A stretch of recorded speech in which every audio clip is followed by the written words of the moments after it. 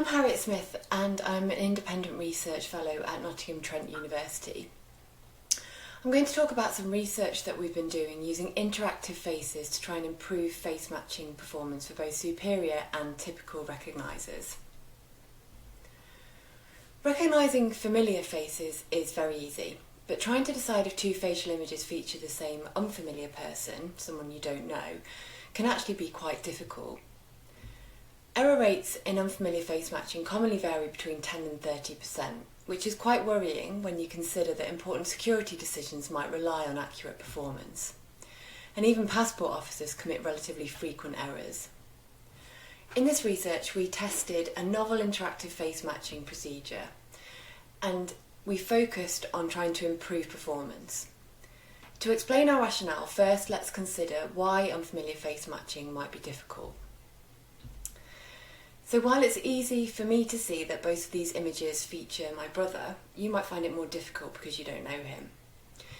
Facial images can look different because they feature different people, or because the same person looks different across poses, orientations, or lighting conditions. And when making matching decisions, you have to decide whether to attribute differences to within or between person variability. And this isn't necessarily straightforward. So how might we try and improve unfamiliar face matching? Well, perhaps showing the face moving fluidly from side to side might help people to build a 3D view-independent representation, thus providing knowledge of how the face would look from different orientations. Now, this is the kind of knowledge that we already have when we know a person, but that we lack when we don't know a person. Interactivity might also help boost performance, so that is being able to manoeuvre a facial image to any viewpoint. And this would mean that the facial image could be viewed in the same position as a comparison image, so the user would be able to reduce differences between two images, and that would make the matching decision easier. Now, although unfamiliar face matching can be challenging, some people are actually extremely good at remembering and perceiving faces. And we refer to them in psychology as super recognisers. So we tested super and typical recognisers separately, just in case they perform differently when using our novel interactive face matching procedure. Although super recognisers only represent around 2% of the population, some police forces now deploy super recognisers to identification critical roles. So it's important that we know how both groups perform when using this new procedure. So in a series of 4 experiments, we tested our novel interactive matching procedure. We tested people with typical face recognition skills in experiment 1, and those with superior face recognition skills in experiment 2, and then we directly compared them in experiments 3 and 4. So we've got quite a lot of results, there's a lot to cover here, so I'm only going to very briefly summarise our key findings. And then at the end of the presentation, I'll provide a link to our paper in case you'd like any further information. Participants in each of the 4 experiments were recruited from an online database which is managed by our collaborator, Professor Josh Davis. We invited people who'd previously completed a diagnostic face memory test and whose scores were within the typical range. The face matching tests for each experiment were constructed from a database featuring Facebook profile images for each individual and a video of their face moving from side to side. Each participant had differing amounts of orientation information available to them, and some had the ability to interact with facial images. Testing and comparing 4 different conditions allowed us to thoroughly test the interactive procedure. So now I'll show you how each of the conditions appeared to participants. In the frontal condition, this is the standard procedure. So participants have 2 static frontal images and they have to decide whether the images feature the same person or different people. In each condition, participants completed 94 trials, and in half the trials, the correct response would have been to respond same identity, and in the other half of the trials, the correct response would have been to respond different identity. In the orientations condition, the only difference is that now participants have some orientation information. But unlike in the moving condition, they don't have any fluid movement. And this is the novel interactive procedure, which combines orientation information, fluid movement and interactivity. So the user can click and drag the face to any orientation and hold it there for as long as they want.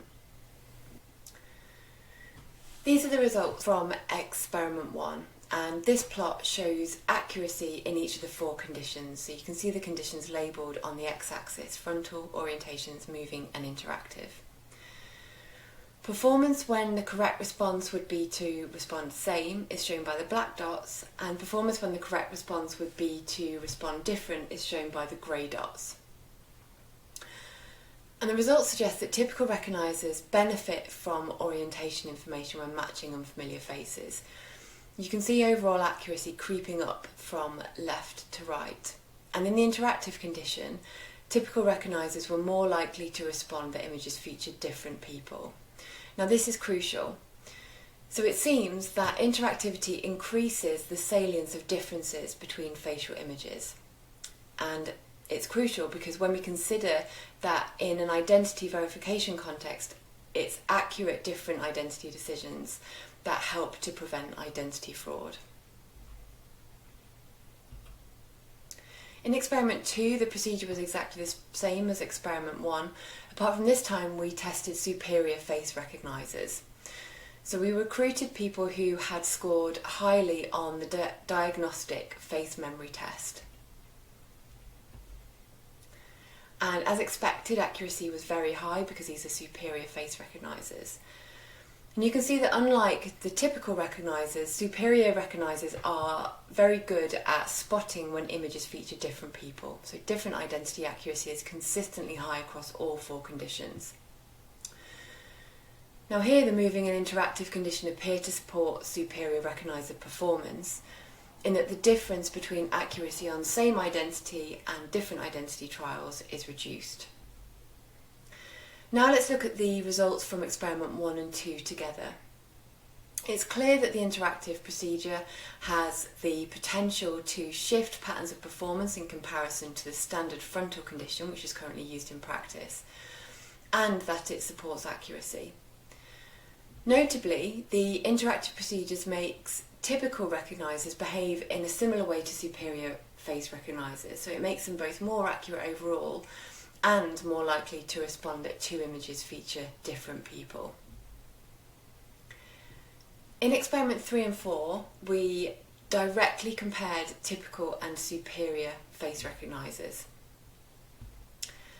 And here we only compared performance across the frontal procedure, or the procedure that's currently used in practice, to our novel interactive procedure, because these are the 2 conditions that we're most interested in. Here you can see the results from experiment 3. So across both groups, accuracy was higher in the interactive condition than in the frontal condition. So the results confirm what we previously found. Both typical and superior recognisers benefit from interactivity when matching unfamiliar faces. As in experiment 1, we see that for typical recognisers, the interactive procedure particularly boosts performance when images feature different people. As I've already explained, these decisions are crucial for preventing identity fraud. So far, accuracy has been very high in all of the 3 experiments that I've explained so far. But in experiment 4, the testing conditions reflect potential challenges in forensic context. So situations where users might need to match low quality images, so for example, images from CCTV. Again, we're comparing groups of typical and superior recognisers across standard and interactive face matching procedures. Unlike in experiment 3, we now pixelate one of the images to make the task harder. As expected, overall accuracy was lower than in previous experiments. As in experiment 3, overall accuracy is higher in the interactive condition for both groups. So the interactive procedure also boosts performance when the task is more difficult. So now I'm going to explain some of the conclusions that we can draw based on these 4 experiments. Now I've only provided a very brief summary of our findings, so please do scan this QR code to access our paper, which was recently published in the British Journal of Psychology. Our work shows that across the spectrum of recognisability and across different image qualities, our interactive procedure improves face matching performance. As I've already explained, some police forces already deploy super recognisers. So crucially, our work shows that the risk of incorrect face matching decisions can be minimised even further by combining the use of super recognisers with using an interactive procedure. This innovation is low cost and it's easy to integrate into existing police systems. Taken together, these findings have important forensic and security implications for identity verification contexts. So please don't hesitate to get in touch if you'd like to discuss any aspect of this research. Thank you for listening.